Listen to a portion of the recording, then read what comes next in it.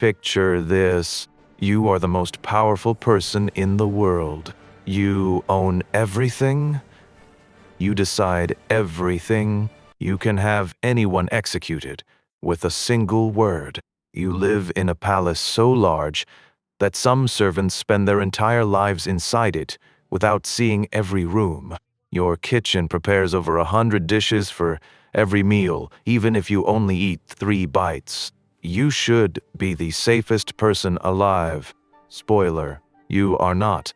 Being Emperor of China was one of the most dangerous jobs in human history, not because of foreign invasions or battlefield heroics, because of what was happening inside the palace walls, inside the court, inside your own bedroom.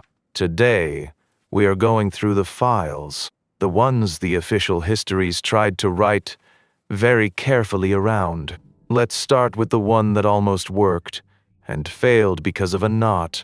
The year is 1542. Emperor Zhejiang of the Ming Dynasty is asleep in his bedchamber. It is the middle of the night. 16 palace maids walk in. They are carrying a silk cord. Okay, so 16 women, most of them teenagers, coordinated a plan to strangle the emperor in his sleep. They looped the cord around his neck. They pulled. They made one mistake. They tied the knot wrong. Instead of a slip knot that tightens under pressure, they tied a dead knot. The cord held, but did not tighten properly. Yajing survived, genuinely.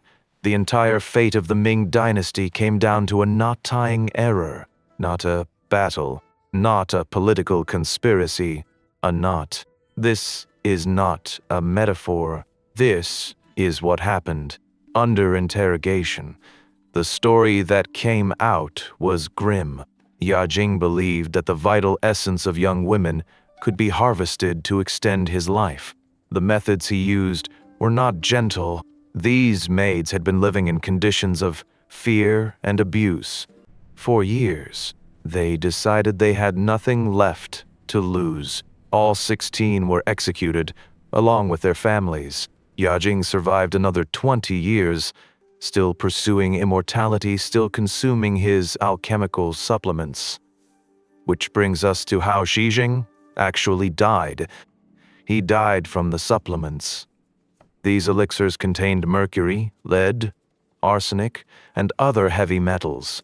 The Taoist practitioners who made them believed these substances, properly prepared, could grant immortality. They could not.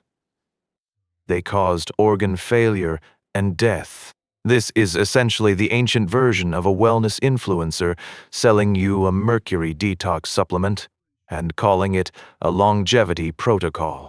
Except the customer was the most powerful man on earth, and nobody was allowed to tell him it was not working. Yajing was not the only emperor who died this way.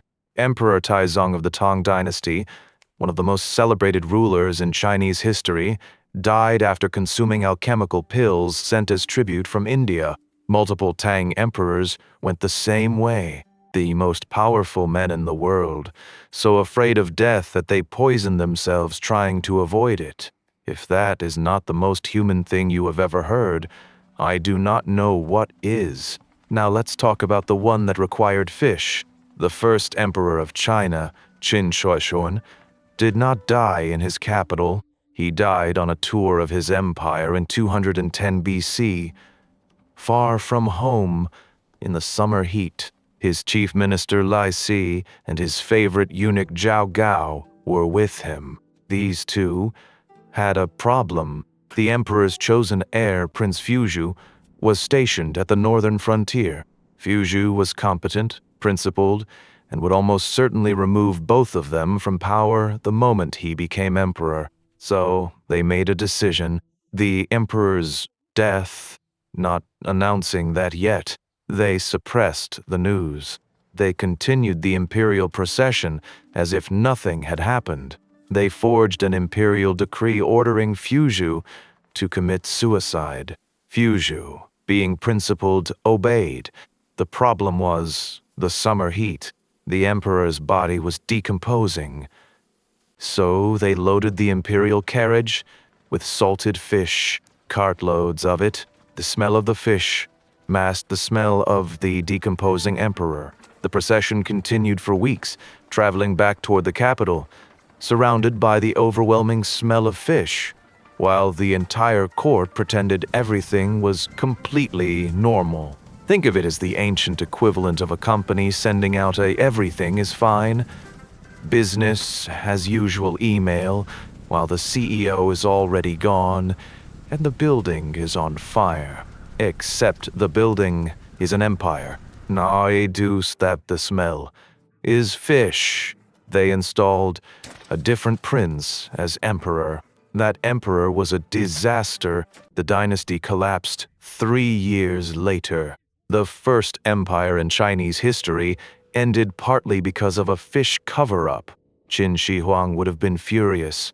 And finally, the one that nobody has ever fully explained, Emperor Yongzheng of the Qing dynasty died in 1735. He was 57 years old. He had been in good health. He died suddenly, overnight, with no warning. Official cause, illness. The theories have been circulating for nearly 300 years, and people are still arguing about them. Theory 1. He was assassinated by a woman named Lu Seniang, whose father had been executed by Yongzheng. She infiltrated the palace, killed him, and took his head. This story is almost certainly fictional, but it was so entertaining that it was still being written into novels and plays a century later. No head, no problem, apparently. Theory 2. Alchemical elixirs again. Yongzheng was known to be interested in Taoist alchemy.